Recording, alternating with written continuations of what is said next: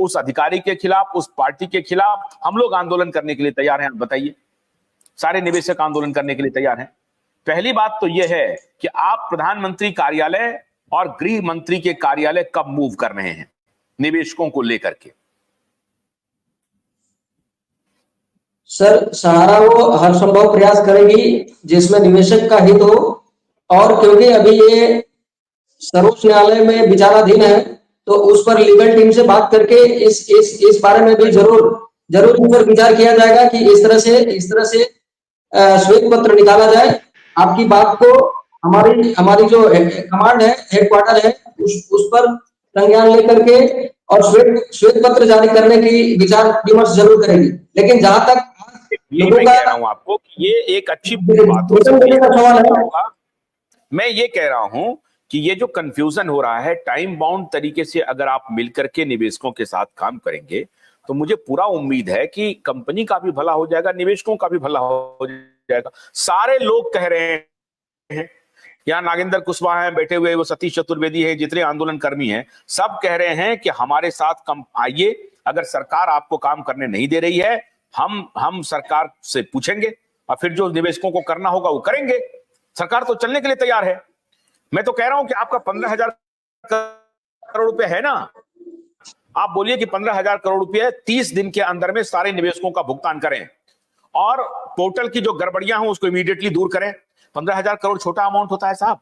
15,000 करोड़ रुपया अगर हो जाएगा तो कितने गरीबों की जान बच जाएगी, आप समझिए इस बात को। कितने ऐसे लोगों की जान बच जाएगी जो मौत के कगार पे हैं। और आप सुनिए कन्हैया जी, मेरे फोन जो हैं बिल्कुल बंद नहीं होते हैं, इतने कॉल्स आते हैं रोने के, इसलिए मैं कह रहा हूं। और अगर आप लोग नहीं करेंगे तो मैं तो करूंगा। और ये ध्यान रख लीजिए, मैं जो कहता हूं करके रहता हूं और करके रहूंगा। अगर आप नहीं करेंगे ये काम तो मैं करूंगा, क्योंकि हमारा एक्टिविज्म का जर्नलिज्म है। ये मैं आपसे अनुरोध कर रहा हूं कि कंपनी को कहिए, कंपनी के उच्च पदस्थ अधिकारी को, कि डेडलाइन फिक्स करे 30 डेज का, और सहकारिता मंत्रालय कोर्ट से आदेश ले, जिससे भी आदेश लेना हो आदेश ले, कोर्ट से आदेश लेकर के 15,000 करोड़ रुपए जो सरकार के पास है सहारा सेवी अकाउंट में, वो वापस करें और 10,000 करोड़ रुपए आप फटाक से दीजिए। फिर उसके बाद जो 86,000 करोड़ का डिमांड है वो धीरे धीरे दीजिएगा, लेकिन पहले 15,000 करोड़ रुपए वापस कीजिए, जो है ऑलरेडी पड़ा हुआ पैसे साहब। और लोग मर रहे हैं, पैसे आपके पास है, लोग मर रहे हैं। इसमें जुडिशरी को मैं कोई क्लीन चिट देने वाला नहीं, जान लीजिए आप। सर, मैं आपको बता रहा हूं, तो आप सर आपको याद हो तो सहारा श्री की डेथ के तुरंत बाद गवर्नमेंट ऑफ इंडिया सहारा से भी रिफंड में पड़े हुए 25,000 करोड़ को कंसोलिडेटेड फंड में डालने के लिए अपील में चली गई थी। आप उस गवर्नमेंट ऑफ इंडिया को बोल रहे हैं कि आप उनसे जाकर के और आप इस तरह का प्रयास करिए। सहारा श्री की डेथ के तुरंत बाद उस फंड को कंसोलिडेट फंड में डालने की अपील में चले गए। वो तो ठीक है, भला है कि ये फंड सहारा सेवी एसक्यू अकाउंट में है और सुप्रीम कोर्ट में विचाराधीन है। तो सर आपकी बात पर जरूर मैनेजमेंट विचार करेगी, लेकिन ये भी एक हकीकत है कि उस फंड को कंसोलिडेट फंड में डालने के लिए government of India supreme court चली गई थी तुरंत, डेथ के तुरंत बाद। तो सर आप समझ सकते हैं कि क्या चल रहा है। सहारा से भी डिफरेंट अकाउंट में पड़े हुए पैसे आज भी सहारा जितने भी कंपनियों से वहां फंड गया हुआ, ऑर्डर आने के बाद सभी ने रिटर्न लेने के लिए एप्लीकेशन मूव कर चुकी है कि सहारा सोसाइटी से कितना पैसा गया, क्यू शॉप से कितना गया, लाइफ इंश्योरेंस से कितना गया, एसेट मैनेजमेंट से कितना गया, दूसरी अदर प्राइम सिटी वगैरह में से कितना गया। तो उस फंड को जो ऑर्डर है उसके बाद, ऑर्डर आने के बाद रिटर्न करने की जो बात कही गई है, तो हम उम्मीद करते हैं कि बहुत जल्द वो सारे कंपनियों में पैसे आएंगे और सबका, क्यू शॉप का, सोसाइटियों का, सबका भुगतान सहारा एक एक दिन इंटरेस्ट के साथ करेगी। सर सहारा अपनी लेवल से लड़ाई लड़ रही है, लेकिन गवर्नमेंट ऑफ इंडिया मुझे तो नहीं लगता, क्योंकि वही गवर्नमेंट ऑफ इंडिया सहारा श्री के डेथ के तुरंत बाद अगर जन कल्याण फंड में पैसे डालने की बात करती हो, हम क्या उम्मीद कर सकते हैं सर? अब आप ही बताइए सर।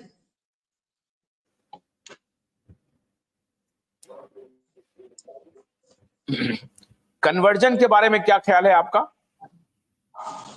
अच्छा नागेंद्र जी सर, बोलिए, नागेंद्र जी बोलिए। जी जी जी जी जी, मैं इस बारे में भी सर स्पष्टीकरण देना चाहता हूं कि जिस बात को लेकर के आज पिछले 8-10 दिन से बहुत मजाक उड़ाया गया, सारा श्री का भी मजाक उड़ाया गया है, सारा की काज करने के तौर तरीके पर भी मजाक उड़ाया गया है कि सारा को माफी मांग लेना चाहिए, सारा श्री गलत किए थे।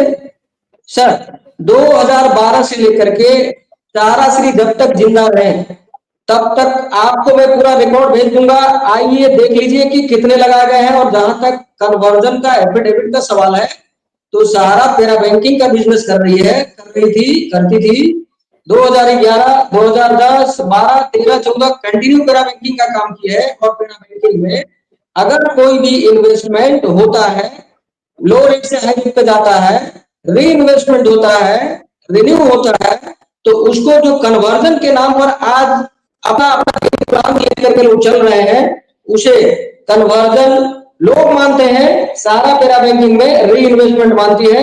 और सहारा ने 2012 में एफिडेविट किया, पहला एफिडेविट 5,120 करोड़ कैश जो हाउसिंग इन्वेस्टमेंट के पड़े थे कैश दे दिया, 20,000 करोड़ का प्रॉपर्टी सहारा सिटी का सारे हैंड ओवर कर दिए। अब उसके बाद ऑर्डर आया कि जी नहीं, अब आप कैश में जमा करिए। तो कैश में जमा करने के लिए कहां से कैश लाया जाता है? तो उसने एफिडेविट किया कि हमने कैश में पेमेंट सोसाइटियों से किया, क्यूशॉप से किया, और जो जो कंपनियां चालू थी वहां से किया। इसका भी एफिडेविट लगाया हुआ और उसमें कितने कितने अमाउंट डाले गए वो भी डाला गया। तो जिस दो कंपनी का केस था उस दो कंपनी के लिए तो पहले ही दे दिया, उसके बाद कैश मांगा गया, तो कैश जिस कंपनी में आता था वहां से कैश भी दिया गया, उसका भी एफिडेविट दिया गया। और जब ये कहा गया कि सर हम कैश में पेमेंट किए, हम इस कंपनी से लेकर के यहाँ पे किए, यहाँ पर हमारी लायबिलिटी बन गई, यहाँ पर हम लायबिलिटी फ्री हो गए, तो उस बात को मानने से इनकार कर दिया गया और ये कह दिया गया कि आप कैश में पेमेंट कैसे कर सकते हैं। जबकि सर सहारा का पैरा बैंकिंग का 1978 से लेकर आज तक के इतिहास को उठा कर देखिए, इन्वेस्टर का टोटल इन्वेस्टर का 98% इन्वेस्टर ऐसे हैं, 98% मैं बोल रहा हूं, जिनका इन्वेस्टमेंट 10,000, 12,000, 18,000, 20,000 के बीच में है। 98% बड़े बड़े इन्वेस्टर सर मैक्सिमम 2%, 1 to 2% है, इससे ज्यादा नहीं है।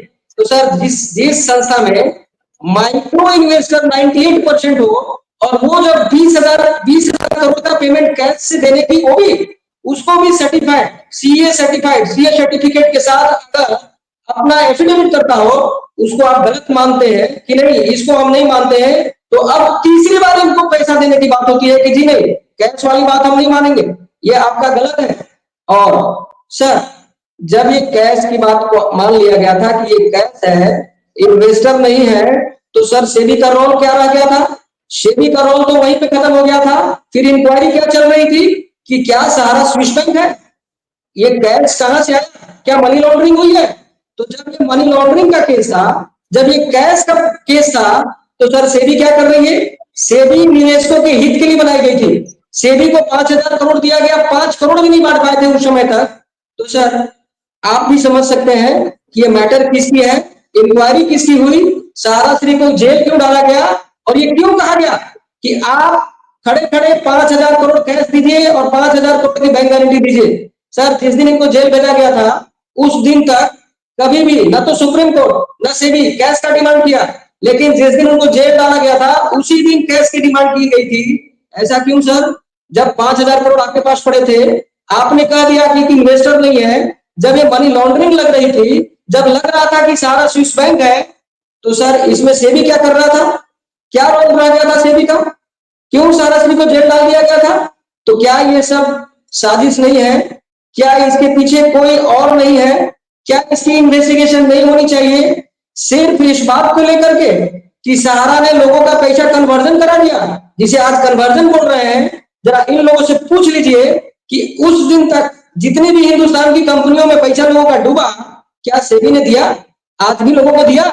आज सहारा आज भी खड़ा है आप लोगों का पैसा देने के लिए, इसलिए सवाल खड़ा कर रहे हैं।